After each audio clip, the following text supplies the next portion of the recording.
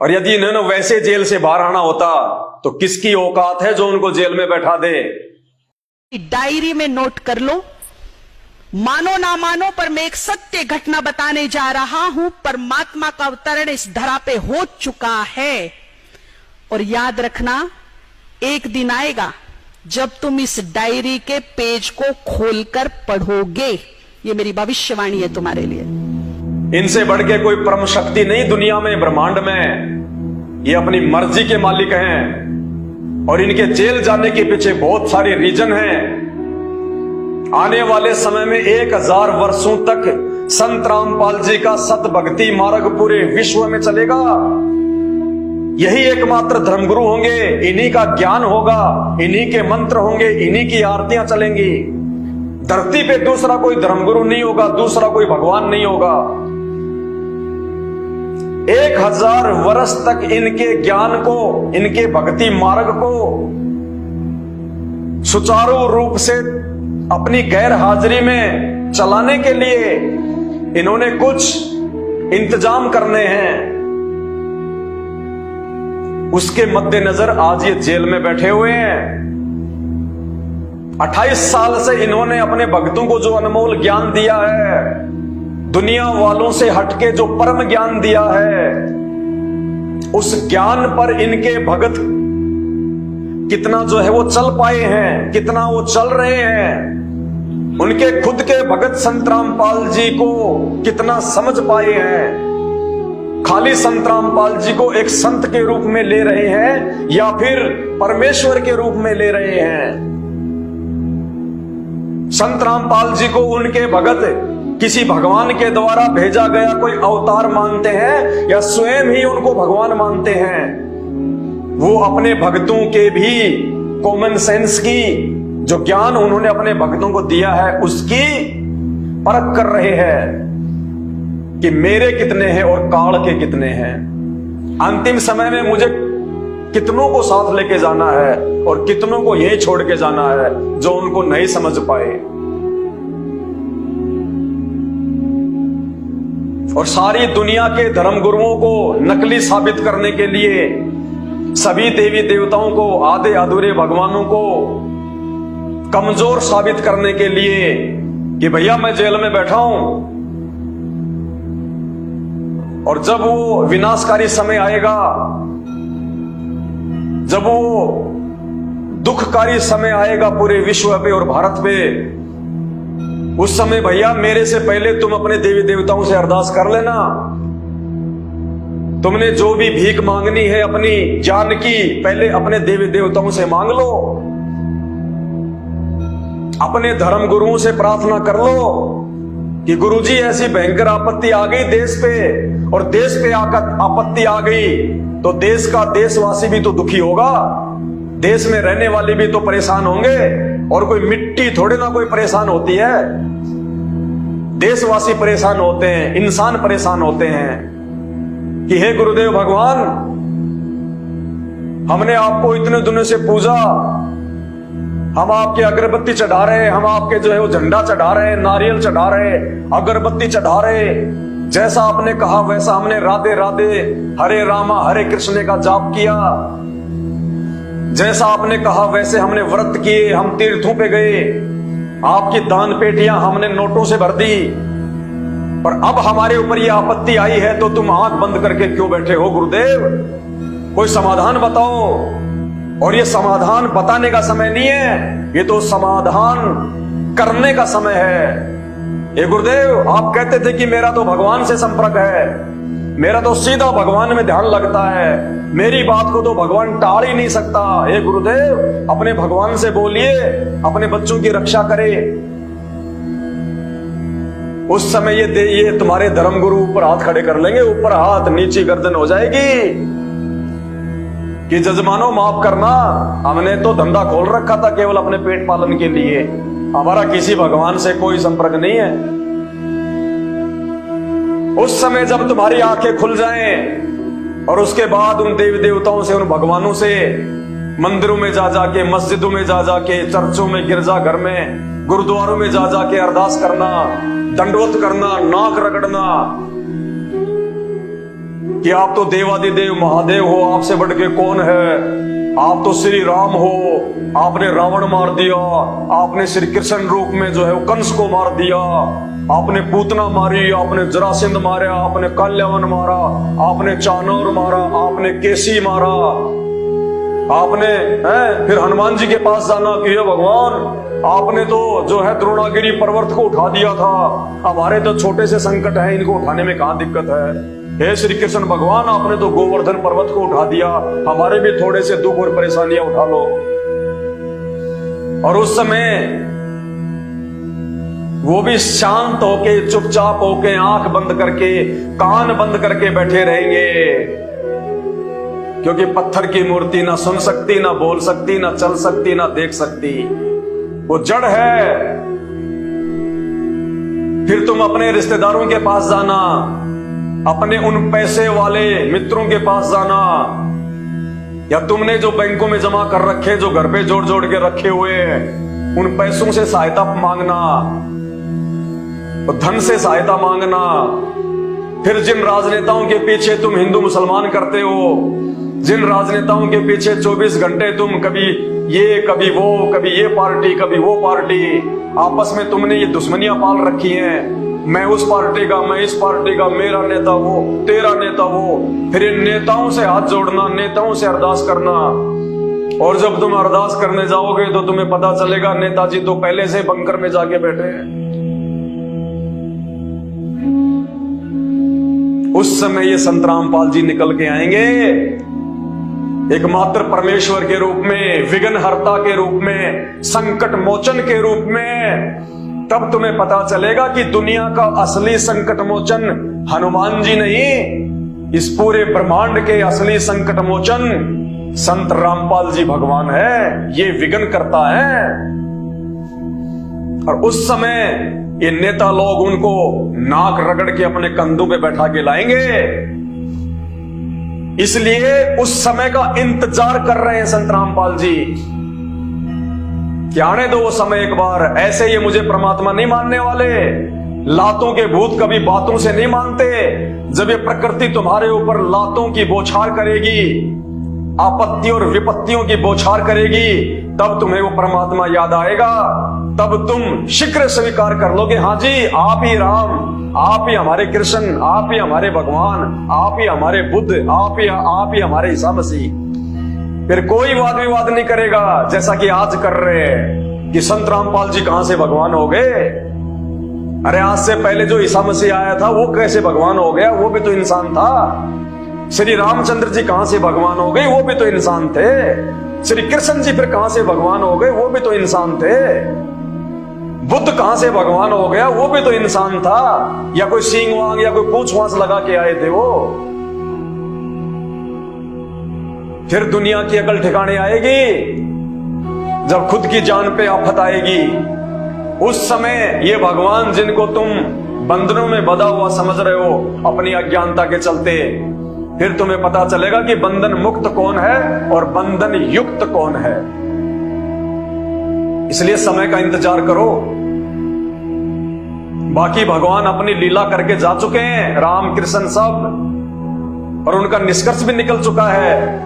उनका सामर्थ्य, उनकी समर्थता, उनकी कमजोरी, उनके कृत्य, उनके कुकृत्य सब सामने आ चुके हैं। अभी संत Rampal ji on the way हैं, अभी दुनिया छोड़ के गए नहीं है। इनकी जो हिस्ट्री लिखी जाएगी वो आज से पहले किसी देव महादेव की नहीं लिखी गई। ये पूर्ण परमेश्वर है। इन्हें आप अपनी तरह हार्ड मास का कोई पुतला मत समझ लेना। ये दिखाई जरूर दे रहे हैं आप और हमारी तरह, ये हार्ड मास का पुतला नहीं है। ये सह शरीर आए थे और सह शरीर जाएंगे। ये कबीर परमात्मा है। 650 साल पहले जो कबीर जी मगहर से सह शरीर गए थे, पीछे से जब उनकी बॉडी को देखा तो फूलों में तब्दील थी। नानक जी जब शरीर छोड़ा तो उनकी बॉडी फूलों में तब्दील हो चुकी थी, क्योंकि नानक जी भी उसी कबीर परमात्मा के रूप में थे। और ये संत रामपाल जी आज स्वयं कबीर परमात्मा है। ये किसी के रूप में नहीं है, खुद ब खुद धरती पे आके बैठा हुआ है। ये संत रामपाल जी ना ही तो श्री रामचंद्र जी की तरह जल में डूब के जल समाधि लेके दर्दनाक अकाल मौत मरेंगे, ना ही श्री कृष्ण जी की तरह पैर में जहरीला तीर लगने से दर्दनाक मौत मरेंगे, ना ही महात्मा बुद्ध की तरह जहरीला भोजन करने से पूरे शरीर में जहर फैलने से मरेंगे, और ना ही ईसा मसीह की तरह सूली पे लटक के हाथों में पैरों में छाती में कील ठुकवा के मरेंगे। ये सबका बाप है, सबका पिता है, मसीहों का मसीहा है, ये सच्चा वाहे गुरु है, आदि अनादि सत्य पुरुष है और धरती पे स्वयं प्रकट है। और दुनिया देखेगी जब ये इस धरती से जाएंगे अपनी आंख फाड़ फाड़ के, वो गए गुरुजी, वो गए परमात्मा, वो जा रहे हमारे बंदी छोड़, वो जा रहे आदि राम, सह शरीर जाएंगे, सह शरीर, क्योंकि इनका शरीर आप और हमारी तरह हाड़ मांस का पुतला नहीं है, ये भगवान है। अंत में दुनिया को वो चमत्कार दिखा के जाएगा, जो लोग भक्ति के निकट भी नहीं है वो भी पैरों में पड़ जाएंगे। ये दुनिया ऐसे इनको भगवान नहीं मानने वाली। तो सबसे पहले तो प्रकृति की मार पड़ेगी भयंकर। आगामी 4 से 5 वर्षों में जब दुनिया को नानी याद आएगी ना, अभी दुनिया का दिमाग उनकी जो है वो गुद्दी में है, अभी दुनिया की बुद्धि उनकी गुद्दी में है। जब तक उनकी गुद्दी, उनका अभिमान, उनका अहंकार उनके ये घुटनों में नहीं आएगा, तब तक ये संत रामपाल जी को भगवान के रूप में नहीं मानने वाले। बकवाद करते हैं, जेल में है, भगवान क्यों है, ये है वो है। थोड़ा सा इंतजार करो, अब ज्यादा समय नहीं रह गया। बुद्धिमान वो होगा जो समय रहते उनकी शरण में आ जाएगा, उनको अपना मसीहा स्वीकार कर लेगा, उनके सत्संग सुनना प्रारंभ कर देगा। वरना एक छोटा सा भूत प्रेत जब किसी में प्रवेश कर जाता है तो नानी याद दिला देता है। और आने वाले समय में इस प्रकृति का जो भयावह रौद्र रूप सबके सामने आने वाला है, नानी की नानी याद आएगी, छठी का दूध। और जो जितना लेट आएगा उसकी उतनी ही लेट सुनवाई होगी, ये भी कान खोल के सुन लेना। जो जितना लेट संत रामपाल जी के शरण में आएगा उसकी उतनी ही लेट सुनवाई होगी। तो ये बंधन युक्त नहीं है, ये बंधन मुक्त परमात्मा है। ये आपकी दृष्टि में, आपकी नजरों में ये जेल में बैठे हुए हैं, हमारी नजरों में ये सर्वत्र है, हर जगह है, पूरे ब्रह्मांडों का संचालन कर रहे हैं। अभी हमारी बात समझ में थोड़ी आएगी जब थोड़ा आपके प्रारब्ध, आपके पूर्व जन्मों के कुकर्मों की मार जब आप लोगों पे पड़ेगी, और उस समय जब आपके माता पिता, रिश्तेदार, भाई बंधु, पैसा, दौलत, संपत्ति, देवी देवता, धर्म गुरु जब आपसे हाथ पीछे कर लेंगे कि भैया हमारे बस की बात नहीं है तेरे संकट काटना, तो महापापी आदमी है, पता नहीं तूने कितने कुकर्म किए हैं। उस समय ये संत रामपाल जी काम आएंगे, क्योंकि असली संकट मोचन है, ये असली विघ्न करता है, ये मंगल करता है, ये दाता है।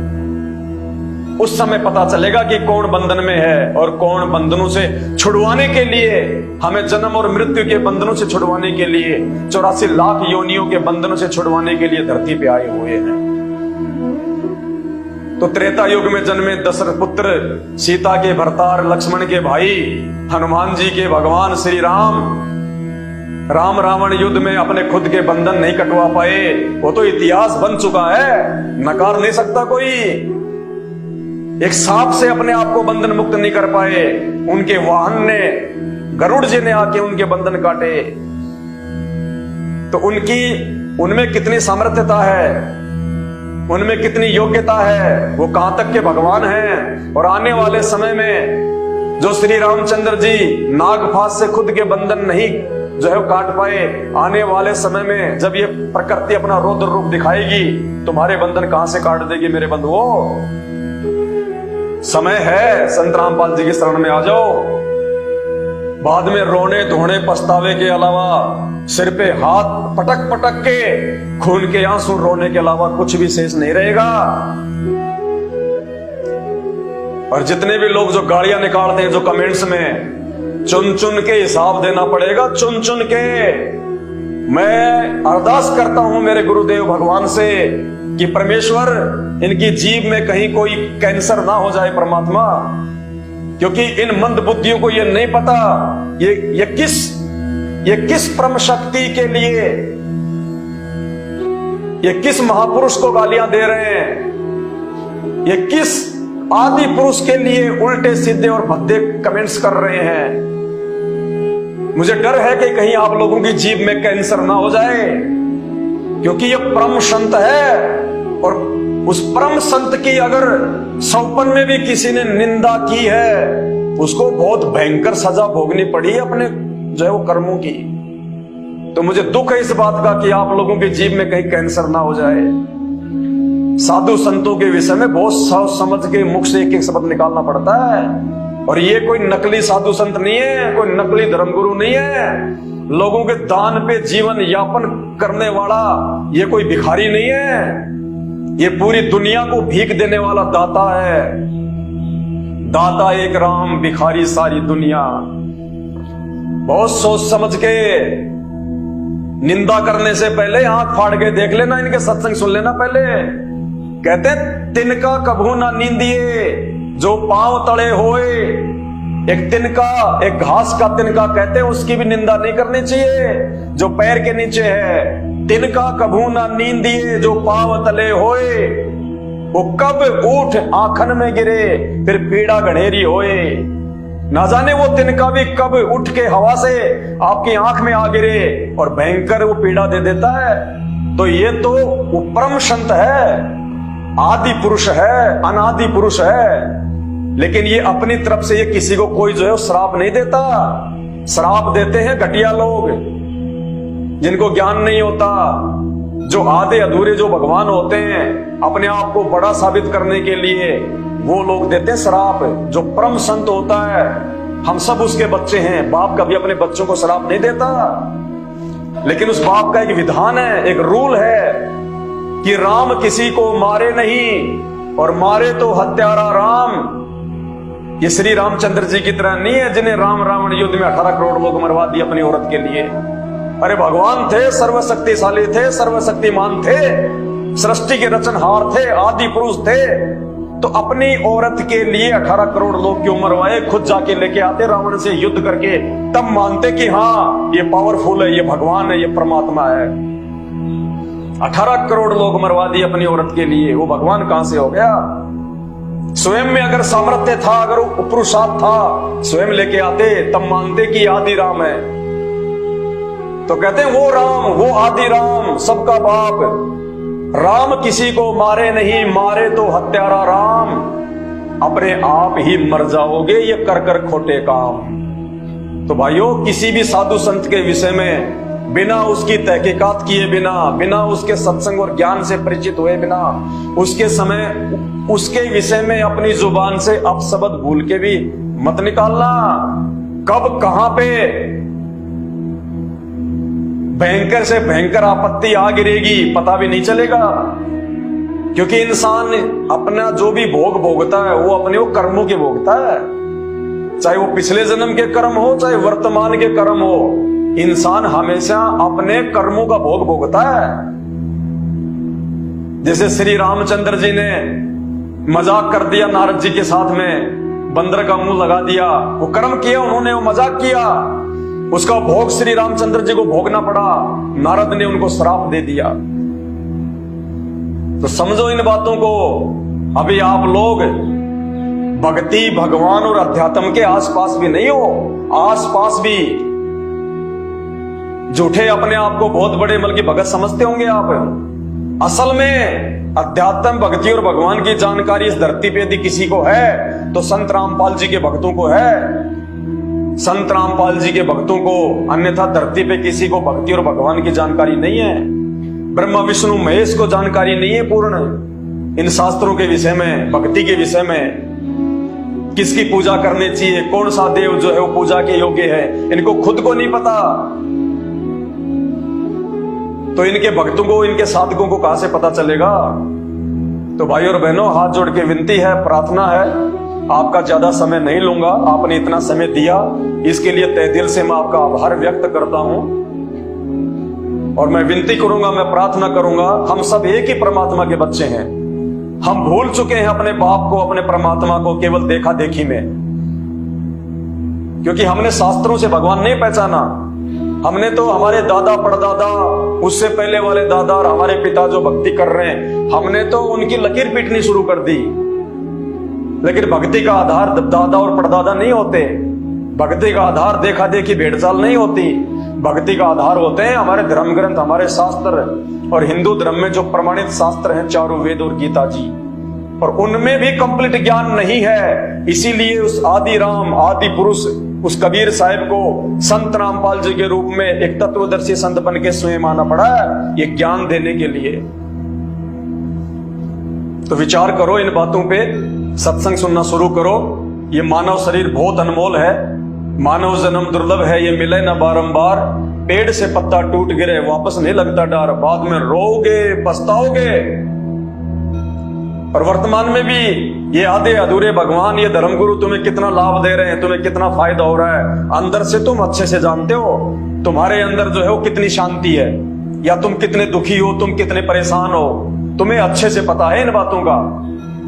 फिर भी देखा देखी में लगे हुए हो, क्योंकि तुम्हारे पास ऑप्शन नहीं है। जाएं तो कहां जाएं, इसको छोड़ेंगे तो दूसरा भी वैसा ही मिलेगा। तो अब जो जानकारी आपको दे रहे हैं हम लोग संत रामपाल जी के विषय में, वो वैसा ही नहीं मिलेगा। वो वैसा मिलेगा जैसा आपको आज से पहले कभी जिंदगी में नहीं मिला। वो परम दयालु, वो सुखदायी परमात्मा, जिनकी थोड़ी सी महिमा करने से, जिनकी थोड़ी सी भक्ति करने से वो सुख दे देगा, जो सुख आपको ब्रह्मा विष्णु महेश तीनों देवता मिलकर लाख जन्म में नहीं दे सकते। और फिर देखो, जो आत्मिक सेटिस्फेक्शन आपको मिलेगा, उसकी आप कल्पना भी नहीं कर सकते। तो बस दास की इतनी सी विनती है, बाकी आपके भद्दे कमेंट्स का, आपकी गालियों का, हम संत रामपाल जी के भगत हैं। हम किसी ऐरे गहरे साधु संत के भगत नहीं हैं। हम किसी चंदन लगा के, रुद्राक्ष की माला पहन के, चुंडित मुंडित लाल पीले कपड़े पहन के, चिमटा हाथ में लेके, कान फड़वा के, हैं हरे राम हरे कृष्णा राधे राधे श्याम मिला दे, ये बोलने वाले के भगत नहीं है। हम सर्वशक्तिशाली, सर्वशक्तिमान परम पुरुष, आदि पुरुष, अनादि पुरुष संत रामपाल जी के भगत हैं, जो प्रमाणित संत हैं शास्त्रों के अनुसार। और उनकी भक्ति का ये असर है, ये प्रभाव है।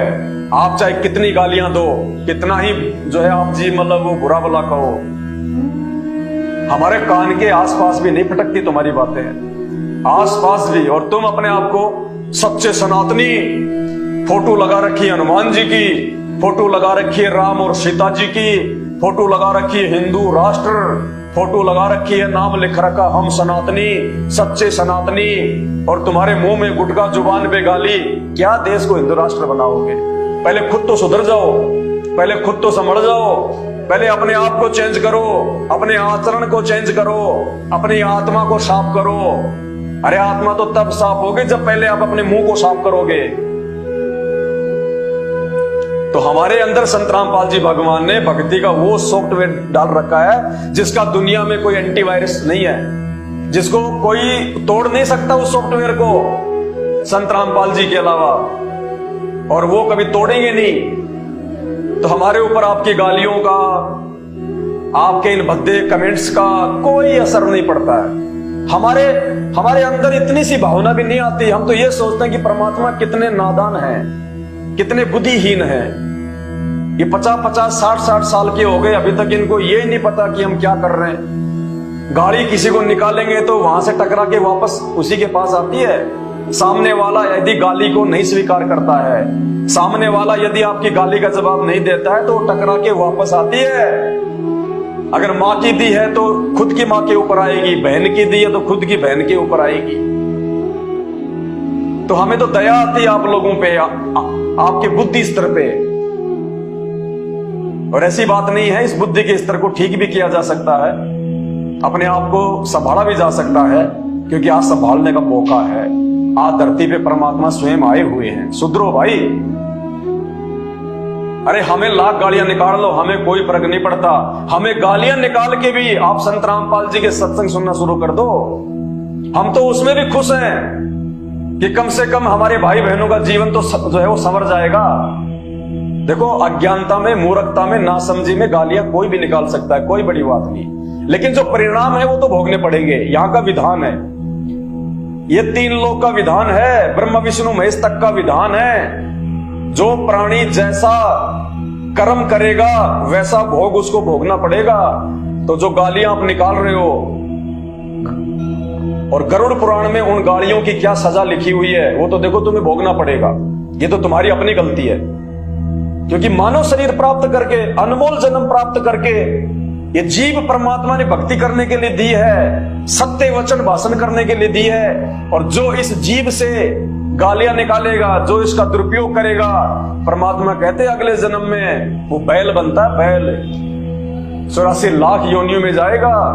फिर उसके मुंह में जुबान भी होगी, लेकिन वो बोल नहीं पाएगा कि मुझे भूख लग रही है, मुझे प्यास लग रही है, मेरे पेट में दर्द है, मेरे पैर में जो है वो कील चुभ गई, निकाल दो। वो बोल नहीं पाएगा, उसको भोगना पड़ेगा।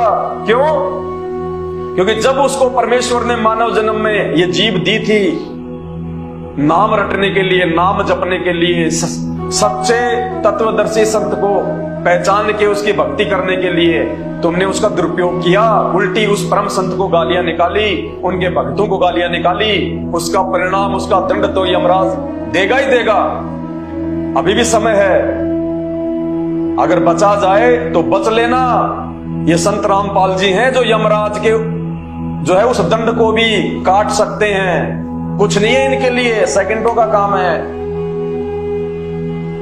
चाहे तुमने कितने ही बड़े से बड़े महापाप, महाकुकर्म और अपराध क्यों ना कर रखे हैं, इस जन्म में, चाहे किसी लाखों वर्ष जो है वो पहले वाले जो है वो जन्मों में, संत रामपाल जी यूं काट देंगे, यूं चुटकियों में। उनके पास वो भक्ति है, वो मंत्र है। तो अभी भी समय है, संत रामपाल जी के सत्संग सुनना शुरू करो, अपने मानव जीवन को सफल बनाओ, धन्य बनाओ, और अपने माता पिता को भी उनके सत्संग सुनाओ, अपने बच्चों को भी उनके जो है वो सत्संग सुनाओ। यूट्यूब पे जाके आप जी सर्च करो सत्संग संत रामपाल जी महाराज, और विनती करूंगा आप जी उनकी सृष्टि रचना जरूर सुनना, क्योंकि जो सृष्टि रचना है वो सभी धर्मशास्त्रों को समझने की मास्टर की है। जब तक आपके पास में मास्टर की नहीं होगी, आप इन सदग्रंथों को, धर्म ग्रंथों को नहीं समझ पाएंगे। तो सबसे पहले YouTube पे संत रामपाल जी के जब आप सत्संग सुने तो आप उनकी सृष्टि रचना को जरूर सुने। उम्मीद करता हूं भाई को समझ में आ गया होगा, उसके सवाल का जवाब उसको मिल गया होगा कि कौन बंधन युक्त है और कौन बंधन मुक्त है। बाकी समय बहुत ज्यादा हो गया है और आप लोगों का समय बहुत कीमती है। इसी के साथ अपने शब्दों को विराम देता हूं और विनती करता हूं कि जितना जल्दी हो सके संत रामपाल जी के सत्संग सुनना शुरू कर दीजिए, वरना आने वाले विनाशकारी समय में धरती पे कोई बचाव का रास्ता नहीं है। चाहे कितना ही दिमाग लगा लेना, कितना ही पैसा खर्च कर लेना, कितना ही भटक लेना, भाई इस परम संत के अलावा धरती पे कोई भी सुरक्षा कवच नहीं बचेगा। और उस समय फिर मजबूरन नाक रगड़ के आना पड़ेगा। लेकिन जितना लेट आओगे सुनवाई भी उतनी ही लेट होगी। बंदी छोड़ सदगुरु रामपाल जी भगवान की जय हो।